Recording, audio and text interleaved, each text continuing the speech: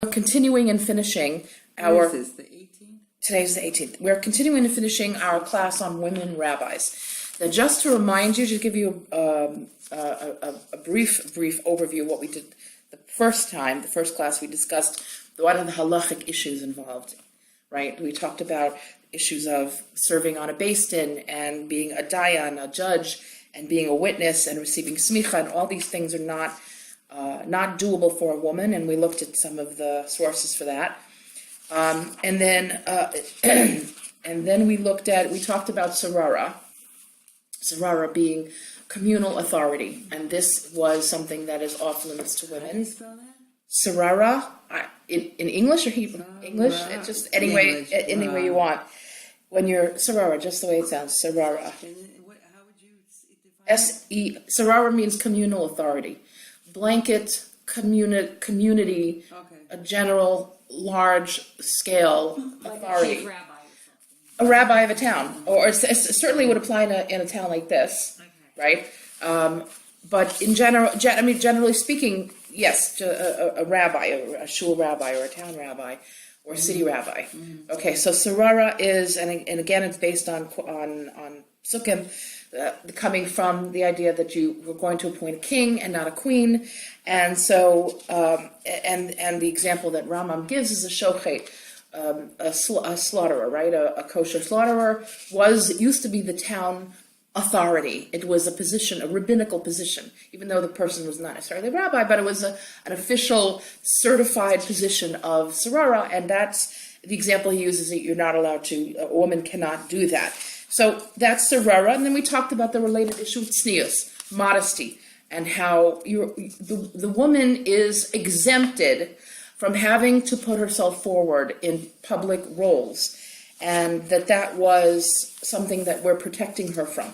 Okay, so now we're gonna this class we're gonna talk more about the new innovations that have been happening in the past few years in terms of women's clergy positions, clerical positions. You're talking about Sarara, and could it be said that it is considered better for a man who has Sarara to be married and thus under some influence by a wife in his general life? It's definitely, you could definitely say that for sure, and we have a lot of quotes from the Gemara that talk about how a man who is married receives brachas. Brachas don't come to a man until he's married. There's lots of things that tell a man to listen to his wife on certain, on matters. Is there a halachic necessity for it? No. It's very possible to be a rabbi or to be in a position of sarara and be single. Communities tend to not want to hire single rabbis because they do, well, first of all, because they want someone established that won't pick up and leave if they have to look for shidduch in another city. But they also are looking for a rebbitzin to go along with the rabbi usually, because the rebbitzin's role is very varied and very extensive in a lot of cases, right? And so they tend to want a married, but from a legal point of view, from a halachic point of view, it's not necessary.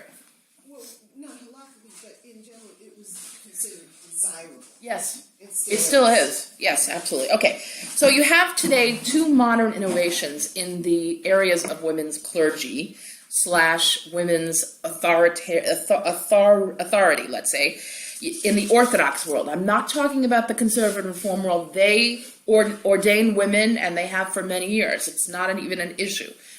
But you have in the Orthodox world, this is where the controversy comes in, because this is something very new. You have two things. You have something called the Yoatzot movement, the Yoatzot, which means advisor, halachic advisor. All right, I'll talk about that. I'll talk about both of these things.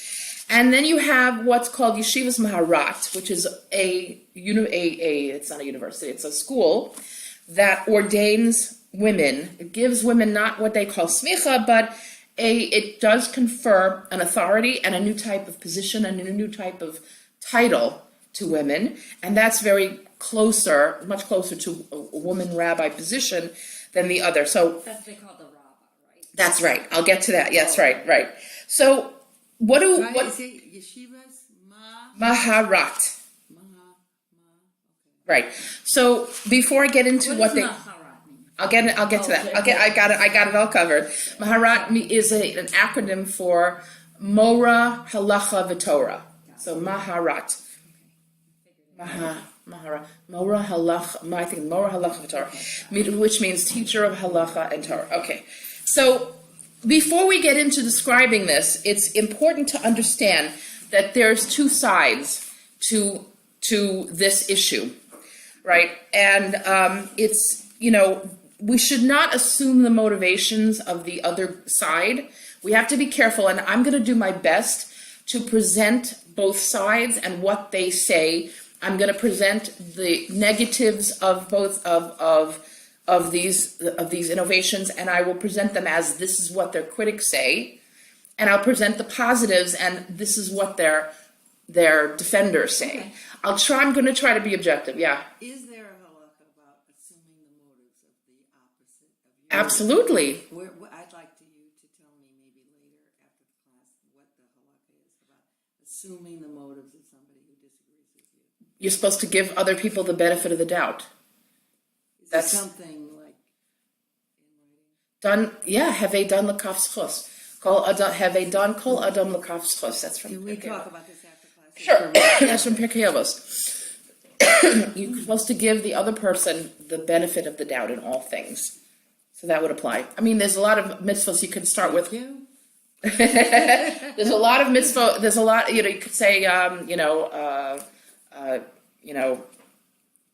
l'reacha kamocha would speak to that's from the Torah. That's treat everybody like you would want to be treated. You would want to get the benefit of the doubt, so treat others like that. Okay, so we could talk about it after. So again, I'm going to try to just present the sides rather than say this is wrong and this is right. Okay, it's hard because I do have a side I fall down on. Everybody does, but I want to give both sides because it's a very complicated issue here.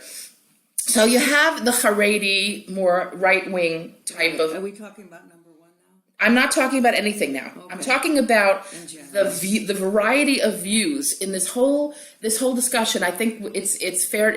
It's worthwhile to open with what are the positions of all the sides instead of instead of saying, well, I just think it's worthwhile. So you have the Haredi people. This is the Aguda umbrella group, right? Okay. And to a lesser extent, those behind the Moetzes movement. Their opinion is ordination is not Orthodox. Period. End of story. Anything that resembles the bottom line says ordination is not Orthodox, right? What does that mean? That ordaining women. Oh, ordaining women. We're talking about women. Oh, got it. Sorry. Okay. Ordaining women is just not an Orthodox thing. It's the bottom line. This is the position of the Aguda and the OU. You can't do anything resembling ordination, right? They're the strongest.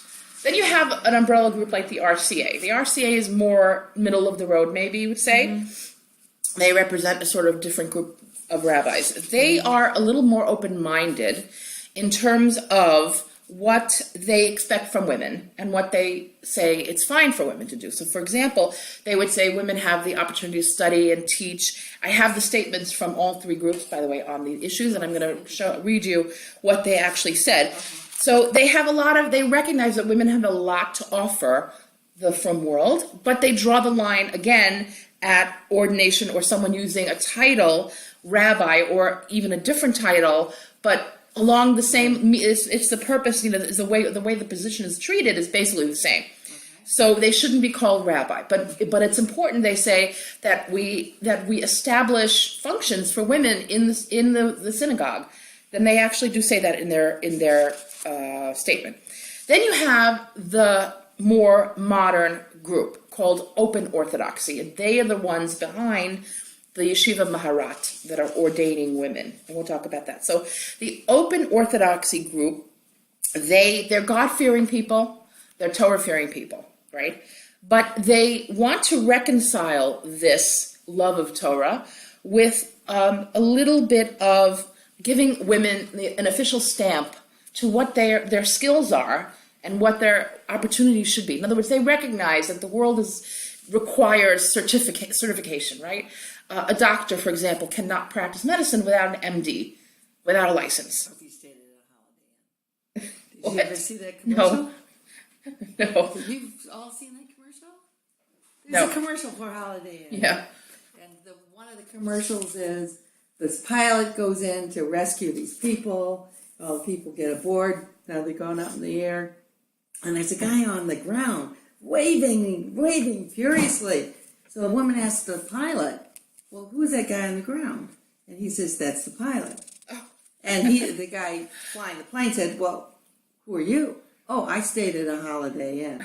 So they have all kinds of commercials That's like funny. this. That's cute. So I've never heard of that. my brother-in-law, That's funny. Jay Lerman, the doctor, was on an LL flight, and they called for a doctor. So he goes up, to the nurses, to the stewardess station. Right. And they, Okay, so Sorry. it's fine. So they're trying to put in place a certification system that recognizes the women's contributions. They also believe, though, that orthodoxy needs to be innovative, right? So they would say that you have to marry tradition and innovation.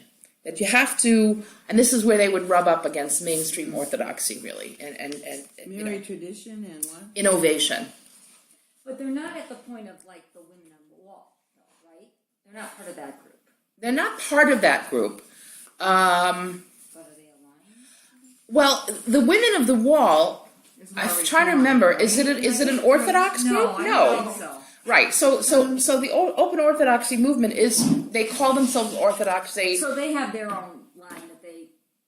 Yeah, they as do. well. They do. Yeah. There are two groups, women of the wall and women for the wall. Oh, that's okay. That's something. I don't know. Look, we're going to put that table that for a little bit. Maybe we can bring it in later because I have a lot to cover. Okay, fine. So we can't assume the wrong motivations of each side. So, for example, you have the pro-ordination people. We really shouldn't say they want to undo orthodoxy, right? We shouldn't say they just want to dismantle the whole system. From their perspective, they're trying to make Orthodox Judaism more flowing with the times, moving with the times, right? They're trying to improve it. So if you think about it from their perspective, think about a woman or a family in this camp, right? All their lives, their fathers probably said, you could be whatever you want. You can be a doctor, lawyer, you could be president. And really, from an Orthodox perspective, there's nothing wrong with that. And we have I mentioned the last class, we have a Hasidic woman federal judge in New York, Ruchi Fryer, I think her name is. And nobody says boo, no, not even in her community. That's great, So there's no limitations for what a woman can do, even an Orthodox woman. But if someone wants to go into the rabbinic field, or they're really great at learning and they want to be something, the door is shut. You can't do that. So it's a slap in the face, and they feel it's something that needs to be addressed. So that's what they feel. They would say you have to balance tradition with innovation, and they point to like Sarah Schneer, who did innovate in the area of women's education, and Reb Soloveitchik, who also did introduce women's Talmud learning in high school level. But then you have the other side, the more right wing side, the RCA and the Haredi side, the Aguda. You should also, when the other side should not look at them and say all they're interested in is power and keeping women down. Right, because that's the cry from the Open Orthodoxy side, is that the rabbis just care about keeping their power, right? They on their terms, how do they understand the situation? So their their modus operandi is, what does halacha say? That's where they begin and end, right? Because they believe that any way into any topic, Jewish or not, is what does the Torah say about this? That's how they're operating. And that's how this Open Orthodox is no, operating? I'm talking now about the Haredi side, the Haredi rabbis, Aguda and OU and the RCA, right? And they also understand that when you're talking about a new practice of any kind and introducing something into Judaism, then it's not a simple thing to make a decision about let's do it or not, let's not do it. It involves real deep thought and deep investigation about the nuances of the law, the nuances of tradition. What does millennia of Torah thought say on the matter? So they like to give things, and something like this is really such a break from tradition that they like to see, what is the rabbinic consensus? What is the Gedolei Hadar say? What do What do the rabbis of the generation, the leaders, the leading halachic authorities, what do they say? So they're more circumspect. They're more careful about, they don't just rush into something and say, wow, we can innovate this because it's great for women and great for orthodoxy. They're really trying to interpret the situation according to the divine law, which is not always an easy thing. So that's their situation. So now let's talk about what these innovations are, the actual thing. So the first one I mentioned was the Yoatzot. Yoatzot. So the school is called Nishmat, Yeshivat Nishmat.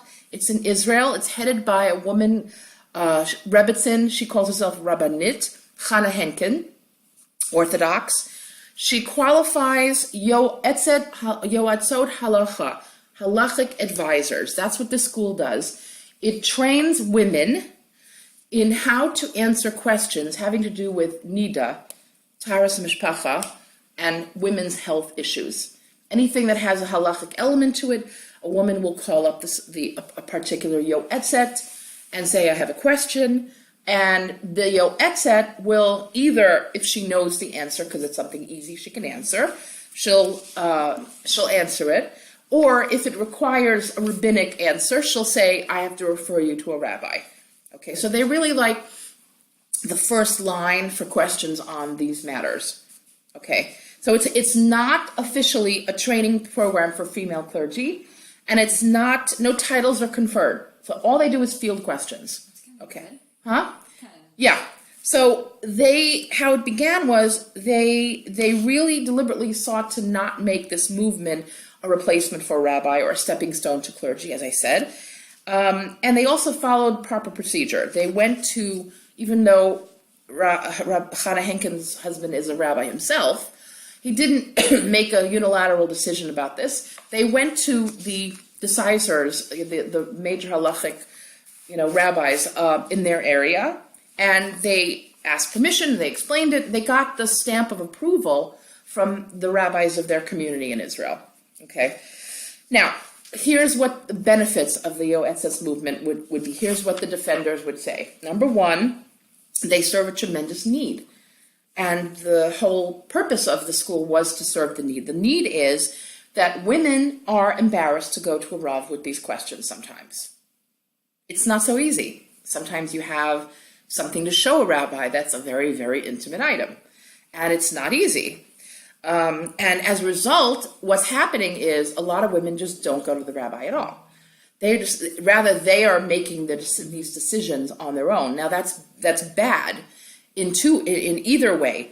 If they're making a decision, they're ruling for themselves on a specific issue, and they're ruling leniently, and they're ruling stringently. Let's say they say, "Oh, I saw this; it's not good. I have to start over my 7 clean days." Let's say, well, they may be delaying going to the mikvah by several days, and that's not good for their relationship and their marriage, but chas v'shalom, they could be doing it the other way also. If they're ruling leniently, then God forbid, that could cause a tremendous transgression on the part of the husband. So it's no good if they're ruling for themselves. That's the point. So if there's an opportunity for a woman to make a call to another woman versus not making the call at all, people say, well, for sure, she should call the Yoatzot. Okay. Other defenders say the need for this is important, but it also has arisen, the issue of doing this came about because they were concerned about these women who are not calling the rabbis. It didn't come about because these women wanted a position of Yoatzot. In other words, the focus is not on the advisor, her status, her position, her learnedness. It's about the women who have the need. So it's a different focus. The focus is not on the status of the advisor. Now there are some problems with the Yoatzot movement. Okay, that these are the positions of the critics of this movement.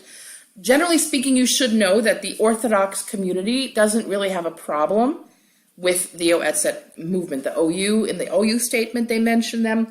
In the RCA statement, I think they mentioned them. They're not, and even in the Aguda, there's an interview with Rabbi Shafran, who's the representative, a spokesperson for the Aguda, and he is also asked about the Yoatzot movement. And basically, the question is, do you think that a shul that endorses a Yoatzot is not an Orthodox shul? And he answers, I don't think it's a problem having a halachically knowledgeable woman provide information to Jews, right? So this is the position that I told you about, because we're all equal under the law. Anyone who is knowledgeable about the law can share that information with another person, right? If someone asks me a halachic question and I know the answer, I'm totally allowed to give it. I don't have to defer to my husband or any other rabbi, right? So that's the basis on which this movement is sort of allowed and sanctioned, if not encouraged, it's allowed. Let's put it that way. So here are what the critics say are the possible problems with the Yoatzot movement. Number one, the Yoatzot is often in a city that's different from the questioner.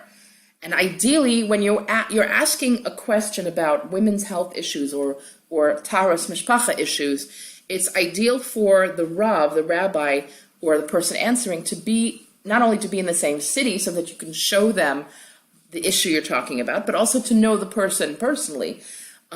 Because when you establish a relationship with a rabbi on these issues, he knows your history. You know, it's like a doctor, right? When you go to a new doctor, the doctor's at a loss because they don't know anything about you, and you've got to provide them, the best option is to provide them with your previous medical records, right? So that they can see what came before and how that might influence the question that they're being asked now. The same thing is with Nida Shilas, really, it's the same thing. So many of the women claim, again, discomfort with asking a man an intimate shaila, right? And this is actually, so they go to a woman, but it's because, why are they uncomfortable? So they've been taught, sneeze, right? So it comes to a situation like this where suddenly they get married and suddenly they have to share with a rabbi the most intimate details of their body and what's going on with their body. It's like, it's like going to a gynecologist.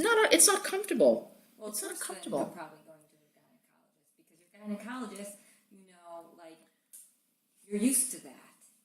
Right, but it's still uncomfortable, especially if it's right. I mean, Right. it's still uncomfortable, especially if it's a male. Yeah. Right, true. It's very uncomfortable. I mean, think about it. You had a question? I think in a way also it would be worse because if I had, which I don't anymore, a male gynecologist, I wouldn't be seeing him socially. That's true too, That's right? right. Right. Okay. Right. Exactly. Right. Also, if someone is Bala Tshuva, I was not raised to be showing my underwear. Right. Maybe Exactly. other ladies. in No, a we sales don't. That's the situation. thing. That's what I'm trying to say. If I'm buying new underwear, the sales lady. Right. But other than that, no. Right. My underwear. Exactly. It's a very odd thing. So again, these are girls that have been taught, you have to be tznius, the skirt down to the, and all of a sudden it's a very jarring thing where now I have to talk to my rabbi about a stain on my underwear. It's very odd. So a lot of women feel it's not tzniustic, it's not modest to talk to a rabbi. This is a mistake. This is not an accurate representation of the situation. In other words, yes, it's intrusive, but it's not an issue of modesty because, there's everything in the Torah has a place and a time. In other words, every part of human beings is potentially holy. Nida shilas are not tznius issues. And we have to teach our girls better that it's not an issue until you're not violating tznius to ask your rabbi a question. It's just not. It's hard, but it's just not. We should teach our women better, that the critics would say, that it doesn't violate tznius to do this. It's very important. Psychological thing. Right. It's So absolutely. you can't- Other critics say that the best Yoatzot training cannot rival a rabbi's in-depth, years-long, sometimes, study on the topic. All right, they say they can't be. Now, another critic is that, criticism rather, is that the programs say they don't rule, but you have some of the programs saying that the women are certified that the questioner can rely on the Yoatzot's ruling, where they promised they wouldn't be ruling specifically. So, okay. Okay, so then you have, so that's the first innovation, the Yoatzot movement. Again, it's not something that would be, let's say, encouraged to arise, but once it arose and it was done in a proper way, that they went through the proper channels, so it's looked on as a lesser of the two evils, shall we say. Now let's get to the worst of the two evils, or the bigger of the two evils. You have the Yeshivat Maharat. Okay, we're talking about innovations in the Orthodox world having to do with female clergy, right? Okay, so what did you call it? Yeshivat Maharat. This is the second innovation.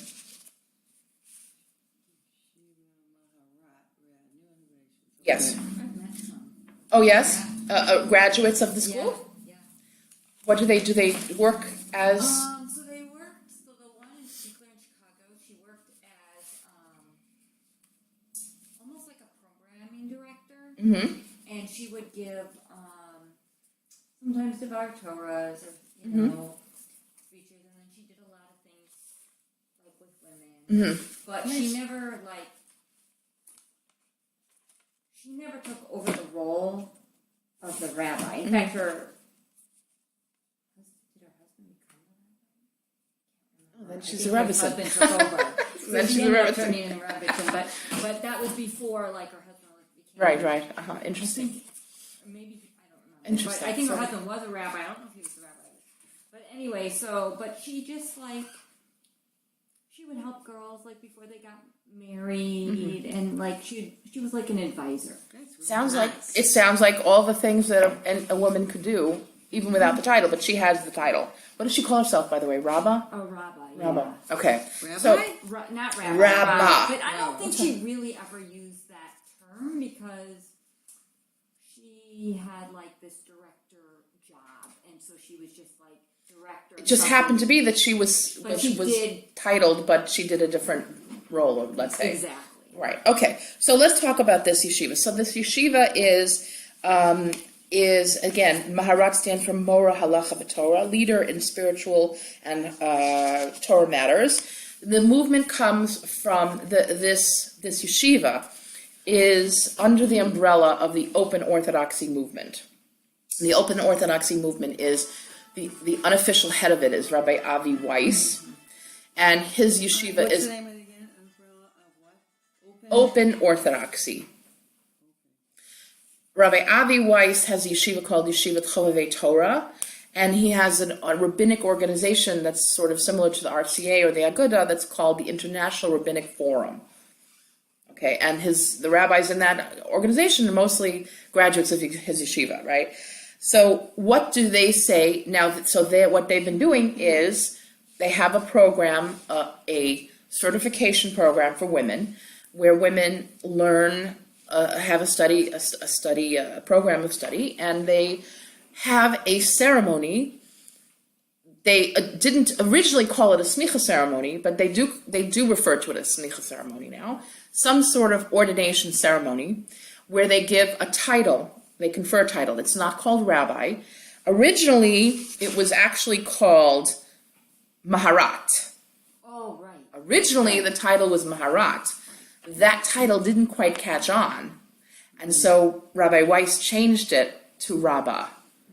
Now you actually have graduates calling themselves rabbi. We'll get to that in a second. Rabbi or rabbi? Rabbi. Yeah. Okay, Oh, so that's yeah. So it was Maharat. That was the title that they started with. It's Rabbah. Then they changed it officially to Rabbah because Rabbi Weiss said he didn't feel like it caught on. So what did? How recent has it become rabbi? Pretty recently, I'm trying to see if I have. What does Rabbah mean? Rabbah would be again. Fish? It would be It would be the feminine for rabbi. That's what it would be. Yeah, that's what it would be, basically. So the defenders of the movement, so let's say Rabbi Weiss and his cohorts, his colleagues would say, we're not calling them rabbi. Okay, so originally, especially, they would say we're calling them maharat. They're totally different name. And we're not really giving smicha. They're not really getting smicha. Okay, that's what they would say. Another thing they would say in their defense is the issue of sarara, which means, again, a communal authority, doesn't apply here. Because if you look at around the Jewish Orthodox Jewish world, you see that women are principals of day schools and high schools, and we have them in this town as well. They're on supervising staff, they're on boards of shul, they're mashgichim in restaurants, all of which are acceptable positions for women. So they would say it's not really an issue, and it's not an issue of tznius either, for the same reason, for the similar reason. Women give speeches at the RCA convention. So how can you say that women should shy away from these public roles when women do public roles?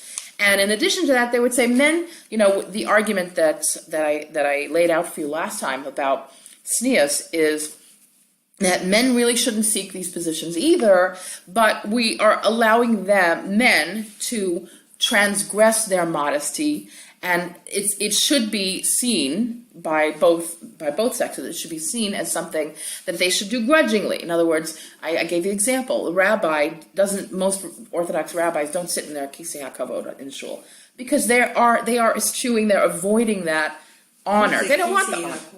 The seat of honor, And most of them don't sit in them. They don't want, because they're supposed to not seek the position of honor.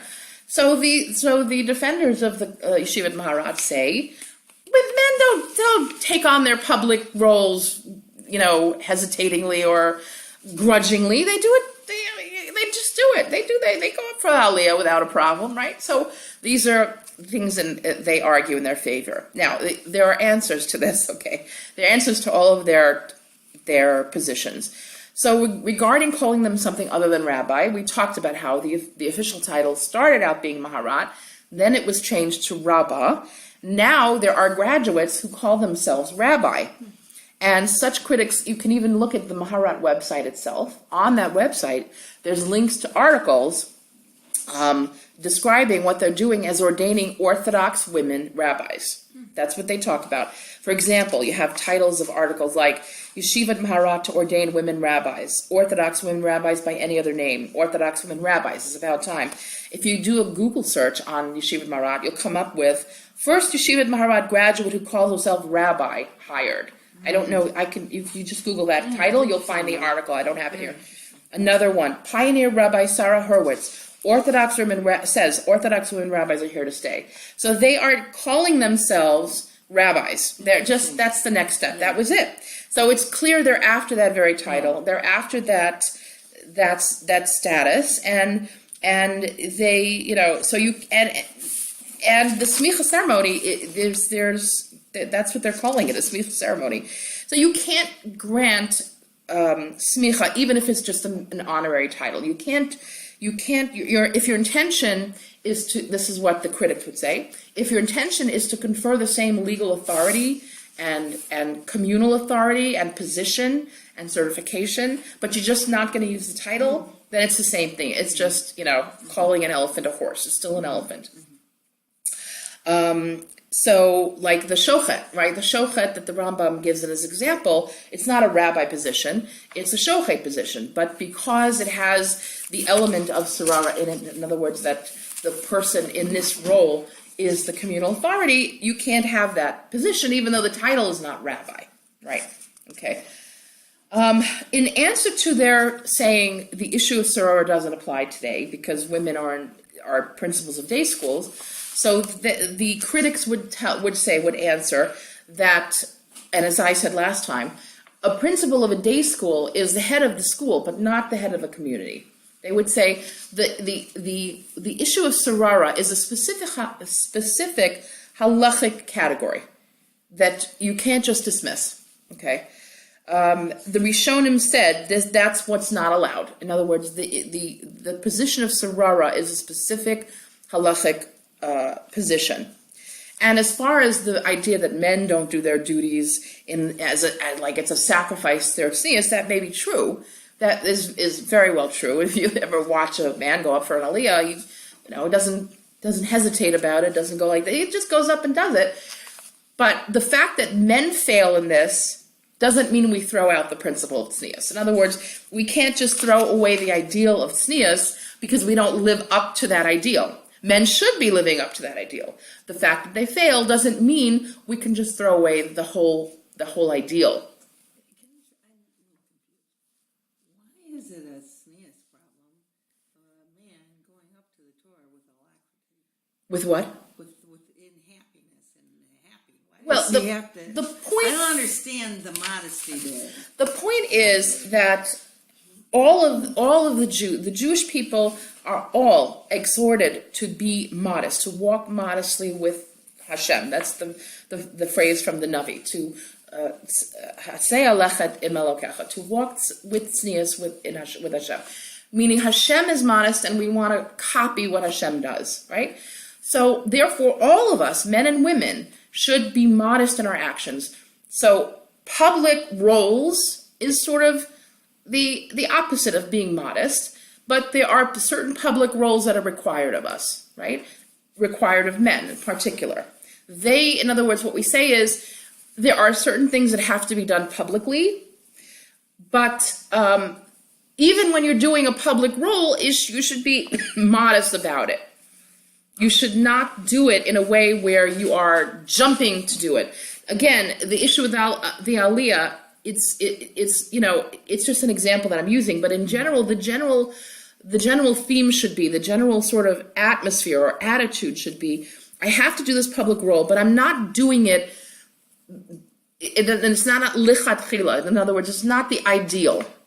The ideal is that I should be quiet, or we should not jump to the fore. We should not be public. We should not want to yell our desire to go up there in front of the community and do something. That's the ideal. So we shouldn't want to do something for attention. We should Right. want to do it because of the particular job. Yes. Is Right, exactly. The value of the job, Right. not the value Exactly. of attention. Exactly. That's exactly right. It's about the attitude. It's about our attitude. And so we say that we are going to allow the men to do this rather than the women, because we want to protect the women from having to sacrifice their tznius. Not because because we're both sexes have the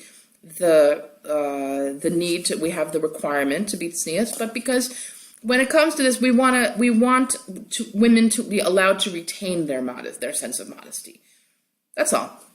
So now let's talk about what the responses from the right-wing Orthodox groups were to the Yeshiva Maharat movement. Okay, this was the cause of some controversy, discussion back and forth, a lot of finger pointing from both sides, a lot of unfortunate, what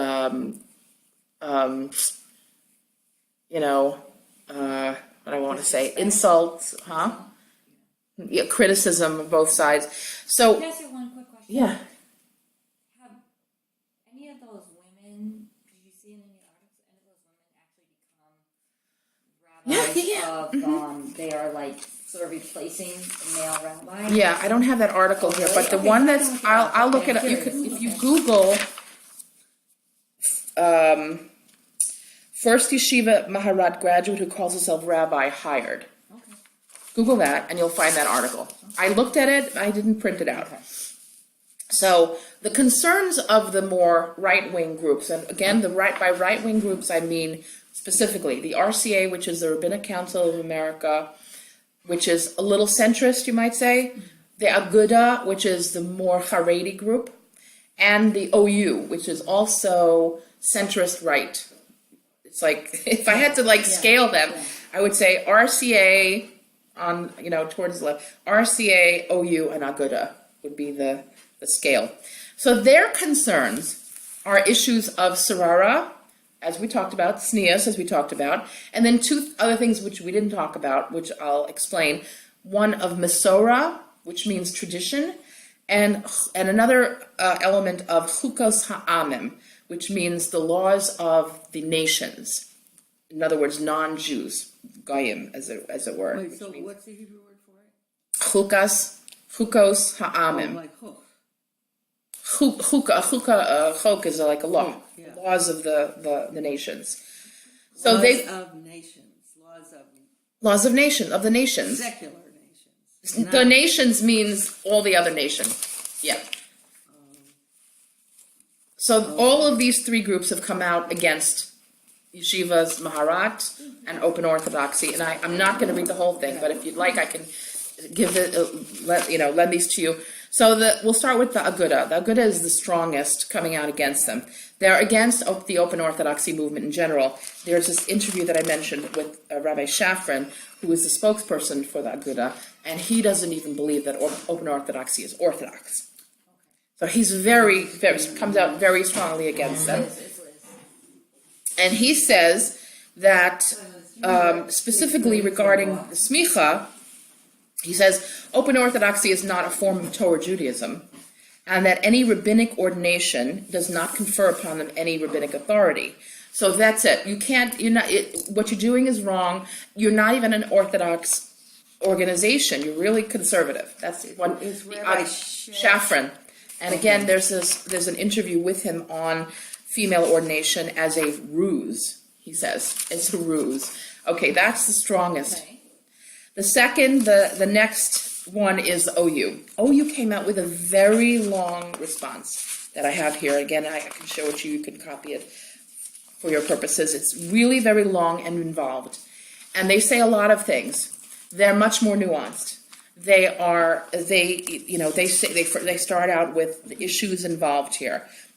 Women clergy, but then they also say, well, okay, we're not going to just say women clergy wrong, right?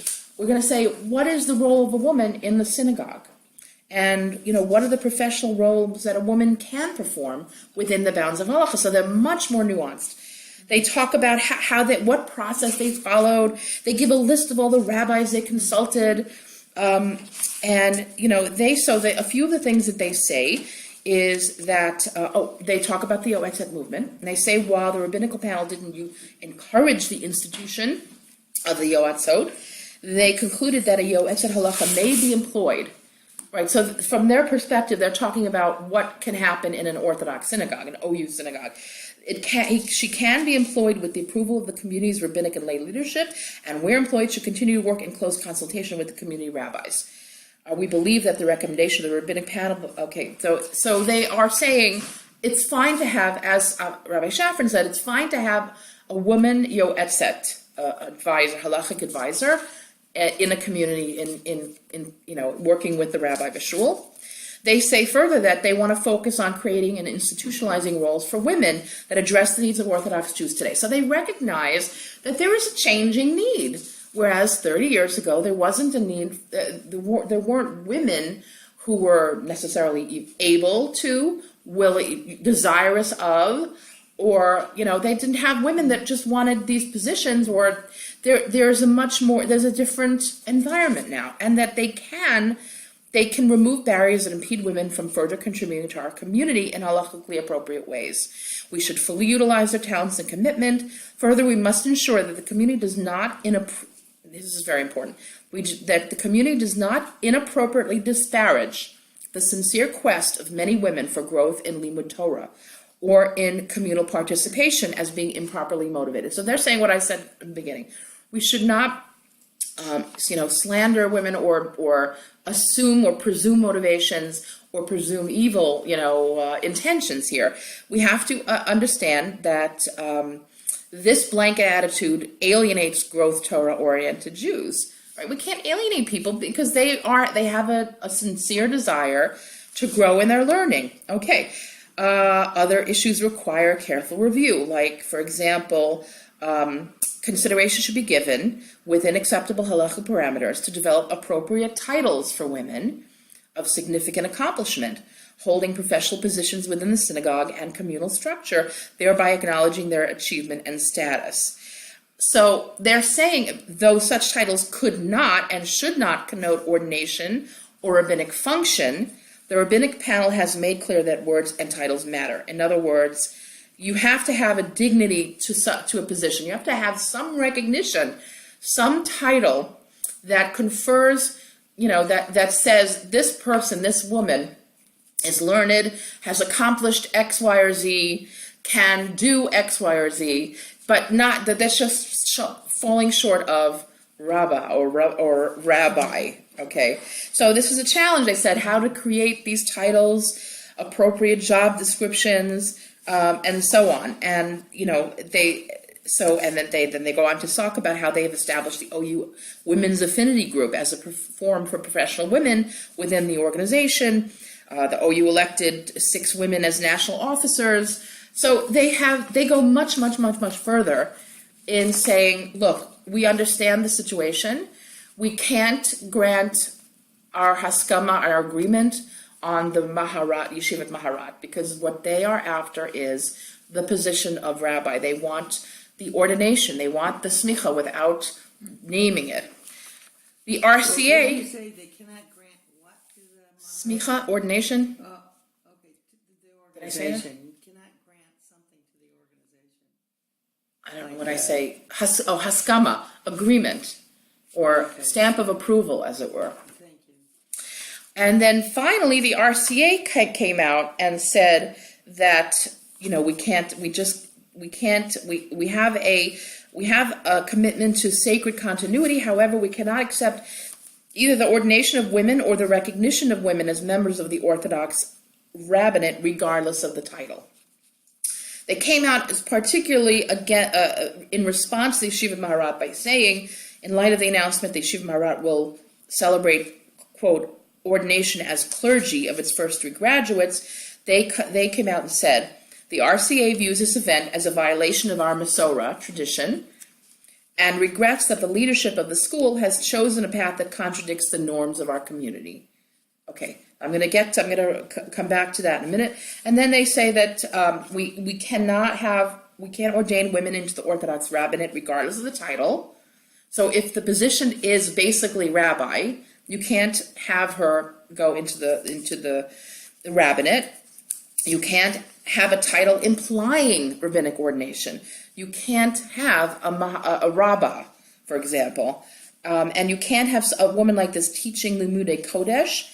And then they end with, this doesn't refer to non-rabbinic positions, such as the Yoatzot halacha, the halachic advisors, community scholars, non-rabbinic teachers. So long as no rabbinic or ordained title such as Maharat is used in these positions, and so long as there's no implication of ordination, the resolution is that. So that's their issue as well. So they're really aligned more with the OU. Okay, so... A little stronger, it sounds like. Maybe a little bit. Yeah. It's possible. Yeah. The OU Yeah. seemed like smoothed it out a little bit. Yeah. Right. So basically they're all really saying the same thing. You can't accept the ordination of women regardless of what you're calling them. We know what you're doing. We know what you're doing, Yeshiva Maharat. You're ordaining women for leadership positions, and you can't do that. So there is. So what do they mean by Masorah? Let's talk about Masorah a little bit. So the Jaffa, which is the Jewish Orthodox, Jewish Orthodox Feminist Alliance, right? So they came out in response to the RCA statement. Okay. They came out in response. They came down hard. They said, they criticized. They said, this position is intriguing for its sad admission that the RCA's opposition to women's ordination is based on norms of the community rather than actual halacha. Right? This reliance on the arguments of tradition, norms, and impact on men's dignity rather than halacha reinforces the fact that opponents of women's leadership are less concerned with Jewish law and women's needs than they are about their own comfort. Okay, so strong criticism. So who said that? Jaffa, Jewish Orthodox Feminist Alliance. Okay. Now, some things I want to point out in this criticism of Jaffa is they say that the RCA position is based on norms of the community rather than halacha. So they're positing norms of the community against halacha, and they're saying they're different things, right? So I'm going to explain to you why it's really not different things. They posit as opposite of actual halacha. They also refer to men's dignity, whereas the RCA mentioned nothing like that. None of the groups against the Shiva Maharat mentioned men's dignity as a reason.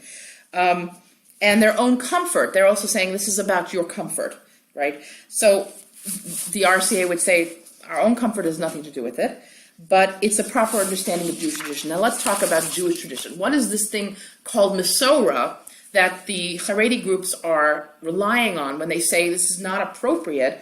They're not pointing to actual halacha, it's true, but they're saying there's an issue here of Masorah. It's not in our Masorah. So what does that mean? What it doesn't mean is, it doesn't mean that we're just saying, whatever we used to do, that's what we're always going to do, because that's what we used to do. That's not it. It's not this like sort of inflexible, excuse just to maintain control. Masorah it may not be codified in Torah law, but it's as important. Masorah, strictly speaking, means the chain of tradition. Masorah, when we talk about Masorah, we imagine Moshe receiving the Torah. We even have it in Pirkei Avos. Moshe received the Torah from Sinai. He gave it to Yehoshua. Yehoshua gave it to the Zekanim, the elders, and to Anshe Knesset Hagdolah, to the Sanhedrin, to the group of the rabbis. So, in other words, from Moshe to us, we have an unbroken chain of tradition. That's what Masorah is. Also in secular law, precedence is very much a part of it. Absolutely, that's true, and I always like to use secular law to explain or to at least give an understanding of how we come to make halachic decisions, right? But Masorah is not as definable always, because the concept that Masorah dictates our practice, it does, while it reflects a halachic basis, it can be vague. All right. For example, Rabbi Yoatzot Soloveitchik, he said that all classical minhagim, traditions that we have in one's family or in one's shul, they all are in truth reflective of ancient and authoritative halacha and hashkafa. Hashkafa means philosophy. And he said you can't just toss away a minhag, because that minhag really does have a basis in either halacha or hashkafa going back generations. And we may not always be able to say, oh, it comes from this, but it does have the, we say minhag halacha dami. Minhag is very similar to halacha.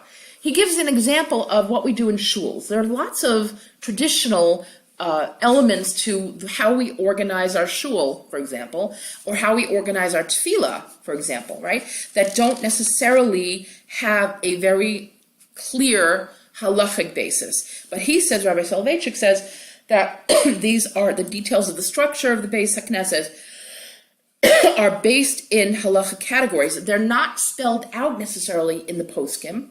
They're not spelled out, but they are what we call poskim, the halachic decisors. We can't point to a specific book and say, oh, look, Rabbi Feinstein said this, or the Rambam said this. We can't point to a specific line and say, oh, that's my source for why I do this in the shul.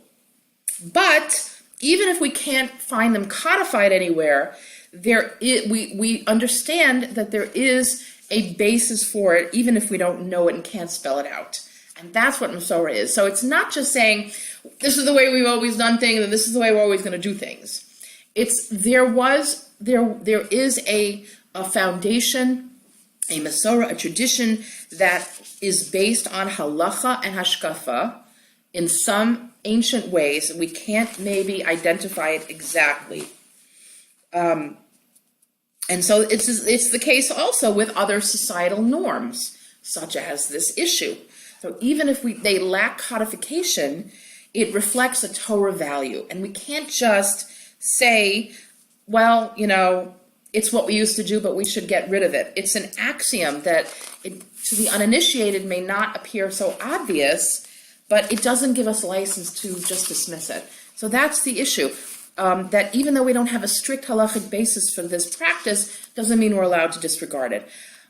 So it's not just like a comfort-based thing. It's not just saying, well, we used to do it that way and I just don't feel right about it because we always did it this way. That's what it is. So in response to the Jaffa piece, that's what they're not getting. It's not just, and first of all, it's not just about men, it's not about men's comfort, but there is an interesting thing here. They do mention men's dignity, right?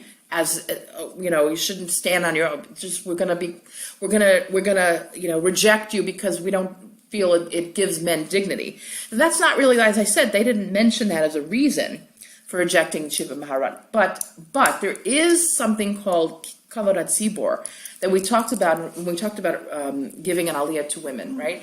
So one of the reasons that we don't give an aliyah to women is something called Kavod HaTzibor, which means the honor of the congregation. What does this mean? I explained to you that what it means is, it's this very interesting concept. It means like this.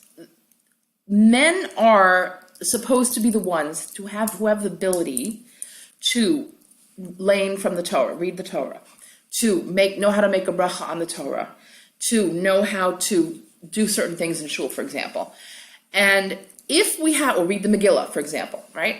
And if we are allowing a woman to do these things, what that means, the implication is that there isn't a man able to do it. And that's an embarrassment to the male population. That's, in other words, they should be able to do it. These things are expected of them. They have to be able to know how to say a bracha and lane the Megillah and all these things. And if we're bringing a woman up to do these things, the implication is there isn't a man in your shul you can find to do this. That's what it means, Kavod HaTzibor, that there is some embarrassment it's an embarrassment to the males attending shul if they don't know how to do it. It's taking away from their kavod, from their honor.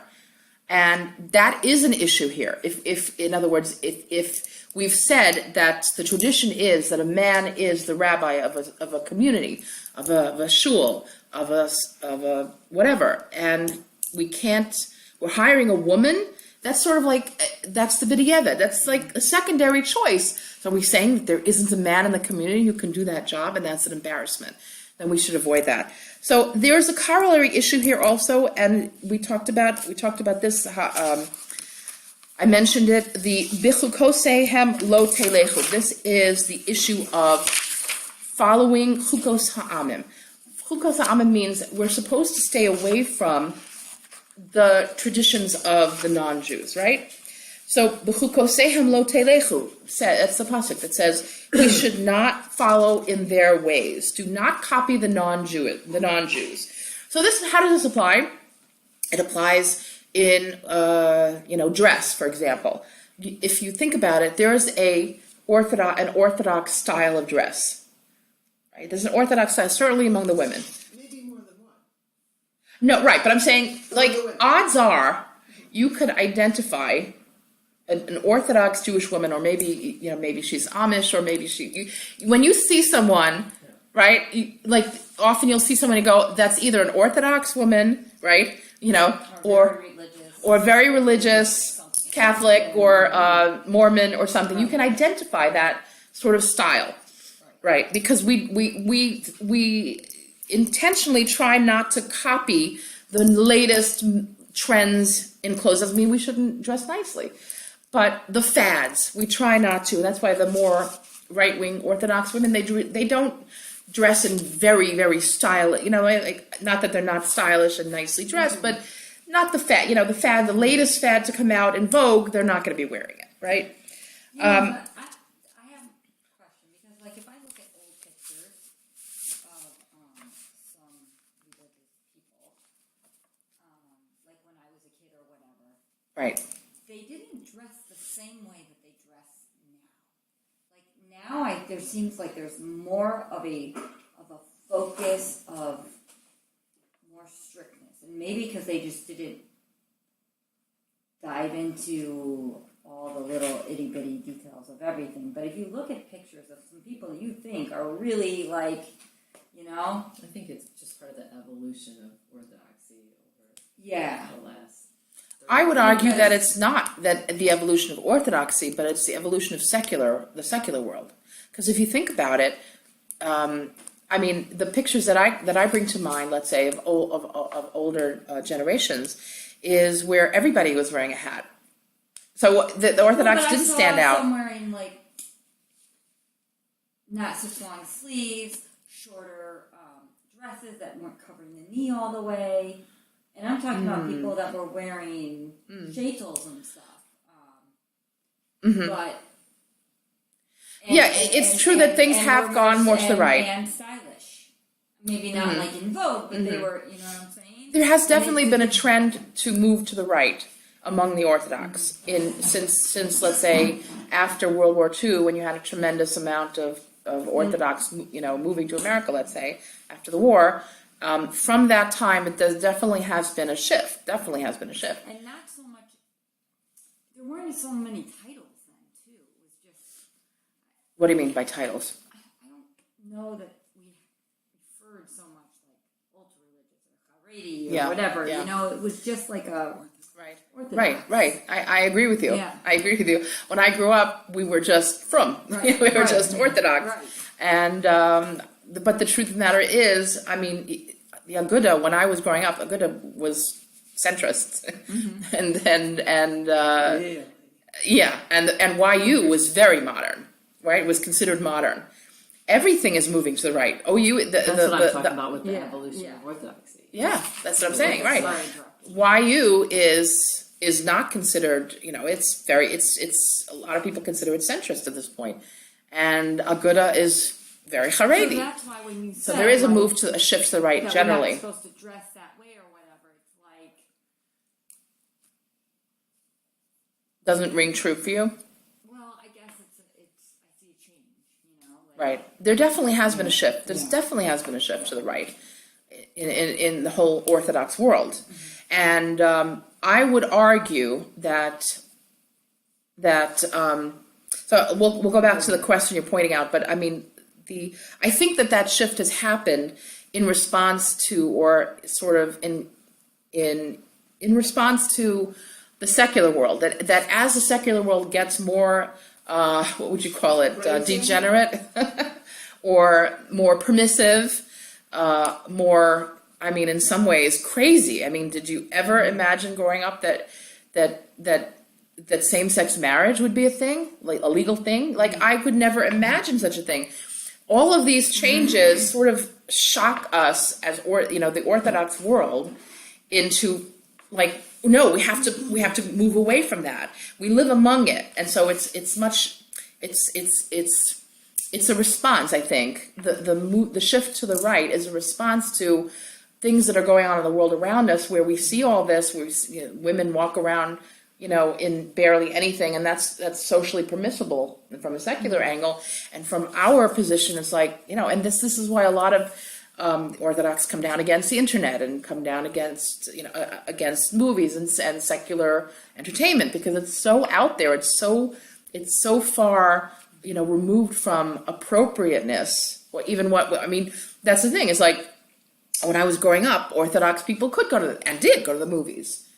We did, and and now it's just like it's much more difficult to try to maintain your level of values in the secular world. So there's been this movement to separate the Orthodox, to separate from that world, because it's not sustainable. It's less possible to sort of intermingle the secular and the religious than it used to be in previous generations. That's what they would say. You had a question?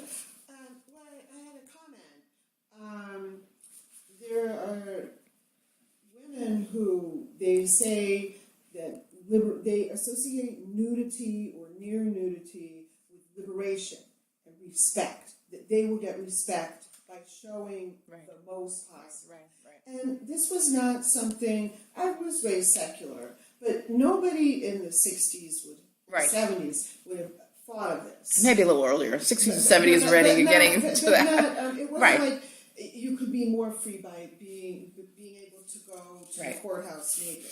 Right, right, No, right. nobody. It just, Right, nobody- exactly, right. So all of this, the environment, the secular environment is so permissive and so, it just doesn't jive with our way of our values and our way of, but that doesn't answer your question about the dress issue being, so I don't know if there's an answer that I can give you to that.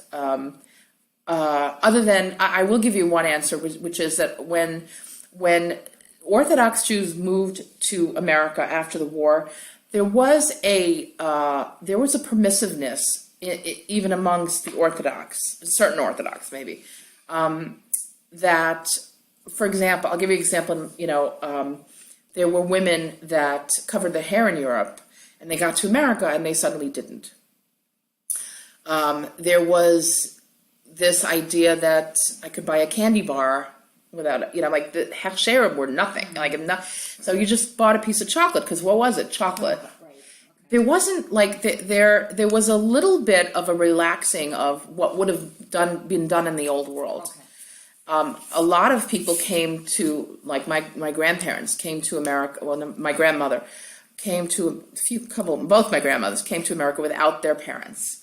So there's sort of, there was like I said, a relaxing of what they might have been done in Europe, because America was, Golden Medina, and there was a different way of living, and they didn't know, so this is the best I can do there. So this idea of chukos ha'amim, to not go and follow the ways of the Goyim.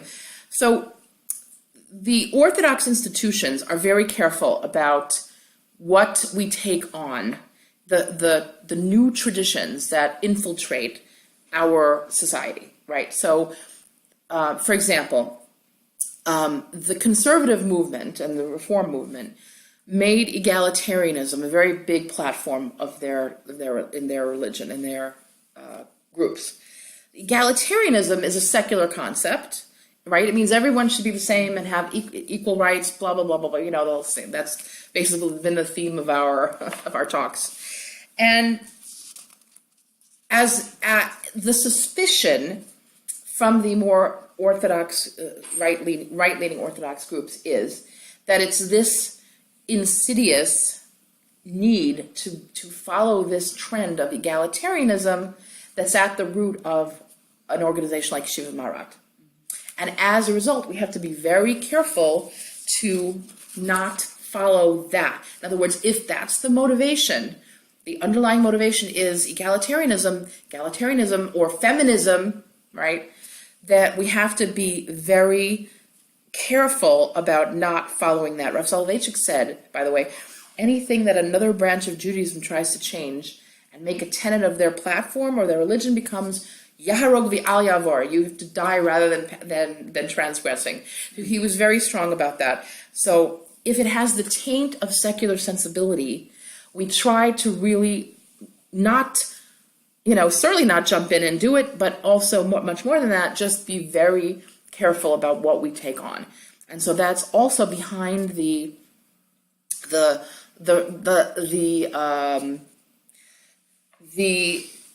desire to be very careful and say, wait, no, we can't just jump into this, right? Another thing that they would say to the Jaffa and the Yeshiva Maharat people is that, when it comes to something that's so life-altering or community-altering or tradition-altering as ordaining women, it's not something that any rabbi can just decide to do. Like, for example, when I mentioned the Yoatzot movement, Hannah Henkin's husband is a rabbi. He could have easily just said, I'm going to decide to do this. And he's a rabbi. He can do it.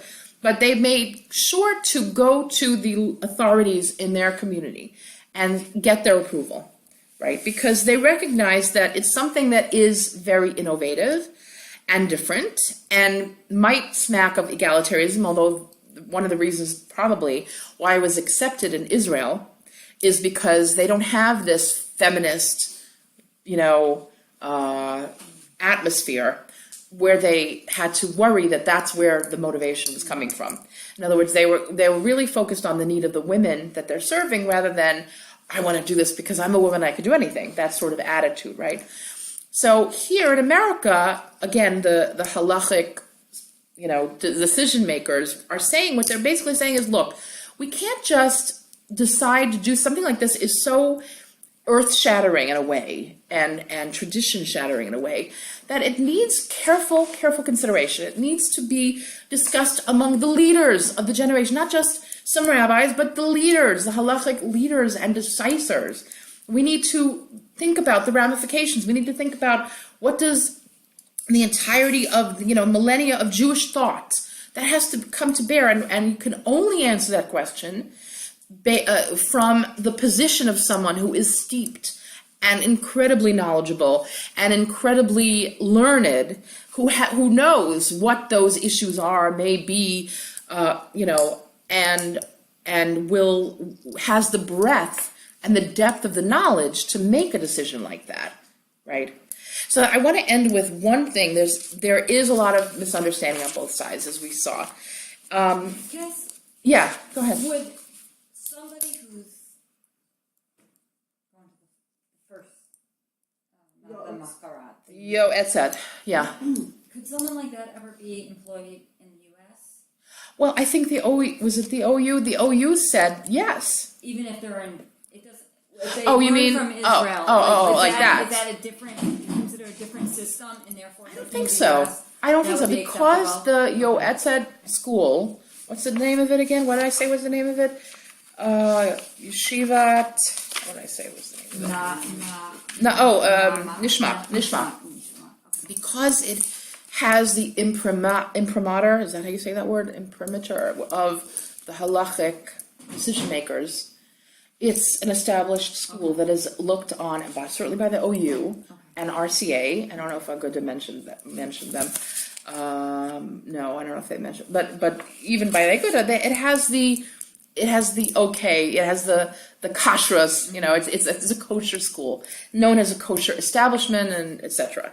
So so the OU was saying, for sure, hire a Yoatzot, and let her work in conjunction with the rabbi, let her be the first line of defense, let women call her for halachic questions that she can answer, right? So it's, but so again, I wanted to end on being careful.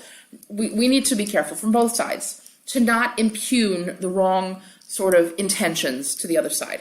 And there's an article that's very interesting by Rabbi, what's his name? Ari Siegel. Now he's answering the question. He says a lot of people have asked him about what he thinks about the OU statement against women clergy. And he is more of, it sounds like, I don't know him personally, but it sounds like he's more in the open orthodoxy camp, or at least more modern camp. If I'm not representing him correctly, I apologize. But it's just based on his article. He was saying that, a lot of people are coming to him and complaining and saying, what's your response to this? And he says like this, and he's saying to his side of it as it is. He's saying you have to be careful. Don't have knee-jerk reactions to the OU rabbis or to any other rabbis who are coming out against Yeshiva Maharad. He says, that modern or open Orthodox people have to give the benefit of the doubt to the rabbis. That you have to acknowledge that they have good intentions. Their intention is not to keep the women down. The intention is not to keep power. Their intention is to answer the question, what is the Torah asking of me? Again, you have to remember that if we believe that this is divine, all halacha is divine, ultimately, as a divine source, and that all halachic decision makers through the ages and through the millennia have operated on what is the interpretation of the law based on precedent, just like in secular law, based on precedent, based on what they understand about halacha and Torah, then you have to give them the credit for wanting to go to answer the question of such an organization from where they're coming from, and that we shouldn't be so vitriolic. It's very hard to see that we actually, he says, have a lot more in common than we don't, obviously. And we could maybe have common ground if we weren't so vitriolic one side to the other. That was a long class.